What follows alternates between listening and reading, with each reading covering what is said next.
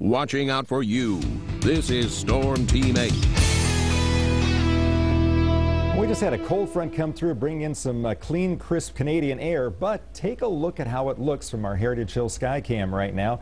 The sky doesn't look that bright blue like it normally looks when you see that cold air come on down here from Canada. It's kind of a milky white out there. It looks kind of hazy in the distance. That is smoke coming from a fire, which is way far away from us, and we'll talk about that here in just a second. But I want to show you what's ahead here for the evening hours. I think we'll see temperatures starting out mid-60s here at 7 o'clock, down to the mid-50s by 11. So if you're going out, you might want to think about grabbing a jacket or sweater. Northwest winds keep that cool air coming on down. Some showers up in northern Minnesota will rotate into upper Michigan and northern Wisconsin. They should stay north of us, but I think as the cold air comes across Lake Michigan, we'll have at least a slight chance for picking up a light shower or sprinkle during the day tomorrow.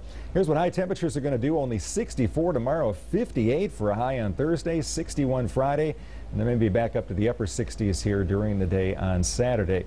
Here's what we're tracking for you. First of all, dry weather expected here overnight tonight. Isolated shower possible tomorrow. Certainly not an all-day rain or anything like that. There'll be a chance for some scattered frost Thursday, and even a chance for some more widespread frost here early Friday morning.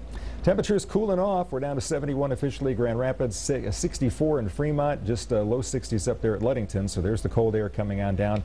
Should be with us here for much of the rest of this week as these northwest winds continue to drag down that cooler air. Here's the way it looks tomorrow in Grand Rapids. Kind of a variable cloud pattern. There'll be some sun between the clouds. An isolated shower, not impossible, but 90% of the time it won't be doing anything. Over toward the lake, you'll see a mix of clouds and some sun. Temperature only 63 degrees with a pretty stiff north to northwest wind tomorrow if you're going to be on the beach there at Grand Haven. Tomorrow it looks like this. I think we start out the day with chilly temperatures in the mid to upper 40s in inland areas. I think if you're by Lake Michigan, temperatures will be a little bit warmer. May not get below the mid 50s right on the beaches, especially from Holland south. Noon tomorrow, we're only up around 60, maybe a light jacket even for the midday, and in the afternoon temperatures reach the mid 60s. A little cooler temperatures off to the north. And here's a look at your 8-day forecast for you. A little frosty here Thursday morning, Friday morning. Chances of rain look small. Pleasant weekend coming up Saturday and Sunday. We could use some rain, and we may be getting some of that rain here Monday and Tuesday of next week. Well, let's talk more about that fire up in Minnesota. It's about 75 miles north of Duluth in what's called the Boundary Waters Canoe area. It was started by lightning, and look at that plume of smoke as it extends out over Lake Superior. That plume of smoke heading right towards us. The fire has consumed about 65,000 acres. They're fighting it with airplanes and helicopters dropping water. 200 extra firefighters have been called in. They've evacuated dozens of people in advance of the flames there.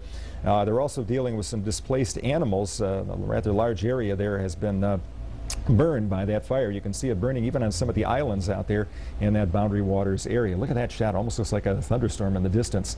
If you want more information on that, head to Bill's blog. Got more for you there at woodtv.com.